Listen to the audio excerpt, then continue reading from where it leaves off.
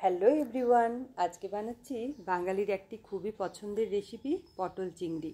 এইরকমভাবে পটল চিংড়ি বানালে সবাই ভীষণ খুশি হয় আর খেতে তো দারুণ টেস্টি হয়। নমস্কার বন্ধুরা, অ্যাট হোম কুকিংয়ে আপনাদের সবাইকে স্বাগত। আজকের জন্য যে পটল চিংড়ি বানাবো তার জন্য আমি এখানে 500 গ্রামের মতো পটল নিয়েছি। এখন এই পটলগুলো ভালো করে ছুলে নেব। পটলগুলো খুব ভালো করে না ছুললেও হবে, একটু একটু খোসা থাকলেও কোনো ব্যাপার নেই। আর নিয়েছি একটা আলু, আমি একটু কম আলুই দিই, সেই জন্য একটাই আলু নিয়েছি। এবার পটল আলু সব কিছু ছোলা হয়ে গেছে। এবার এগুলো আমি ডুবো ডুবো করে কেটে দেব। ছোট পটল হলে 2 টুকরো করব, আর লম্বা বড় পটল হলে 3 টুকরো। আলু পটল সব একটু এরকম ডুমো ডুমো করে কেটে নিয়েছি।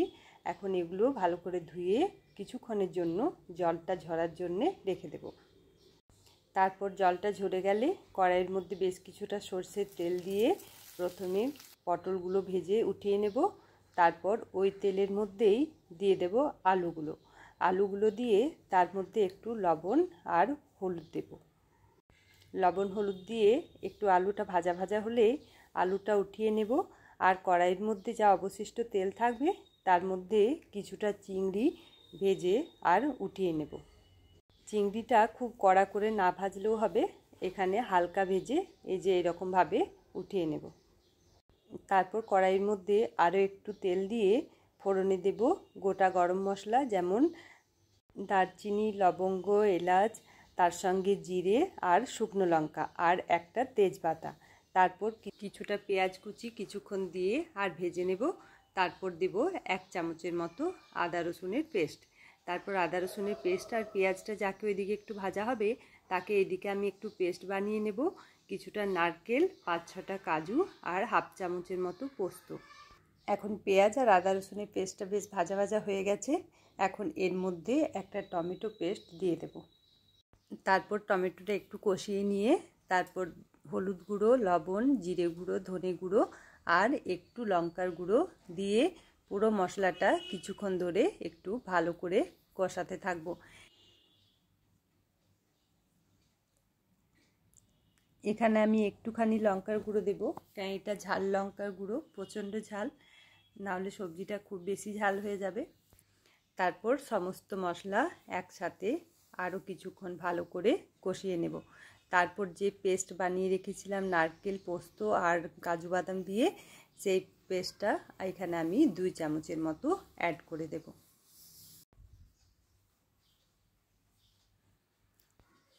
এবার আগের থেকে যে ভেজে রেখেছিলাম আলুগুলো দিয়ে আবারও কিছুক্ষণ কষাবো।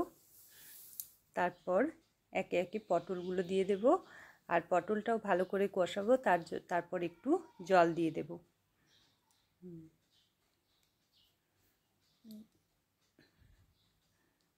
এই জলটা একটু হালকা গরম করে নিয়েছিলাম, ঠান্ডা জল নয়।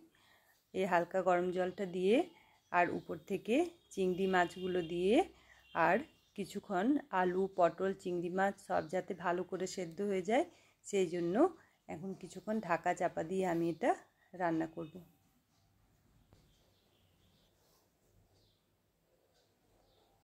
সব কিছু যাতে ভালো করে যে কষানো আছে, তাই এখানে ওই 10-15 মিনিটের মধ্যে ঢাকা চাপা দিয়ে একটু রান্না করলেই সব ভালো করে সেদ্ধ হয়ে যাবে।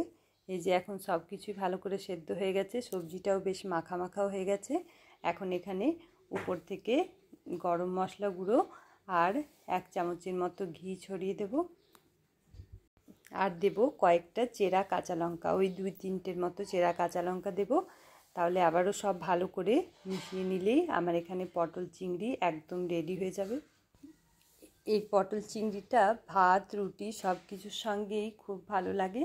আর আপনাদের যদি আমার ভিডিওটা ভালো লেগে থাকে তাহলে একটা লাইক, একটা কমেন্ট আর আমার চ্যানেলটিকে সাবস্ক্রাইব করে পাশে থাকার অনুরোধ রইল।